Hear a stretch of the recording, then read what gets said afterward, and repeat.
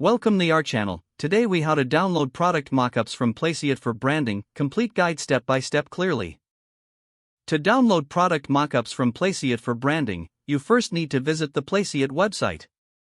Once on the home page, navigate to the search bar at the top. Enter the type of product mockup you are looking for, such as t-shirt or laptop. Press the enter key or click the search icon to see the available mockups. Browse through the selection to find a design that suits your brand. Click on your preferred mockup to view it in detail. Here, you can also see options to customize the mockup. Select the upload button to add your logo or design file. Adjust the design placement if necessary to ensure it looks just right. Once you are satisfied with the customization, look for the download button. Choose your preferred resolution or size based on your needs.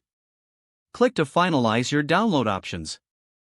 In some cases, you may need to sign in or create an account if you haven't done so already.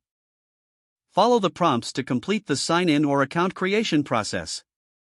After logging in, confirm the download by clicking the download button again. Your mockup will begin downloading to your device. Lastly, check your downloads folder to access your new product mockup.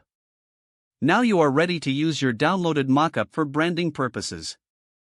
If the page does not load, refresh the browser or try again in a private or incognito window.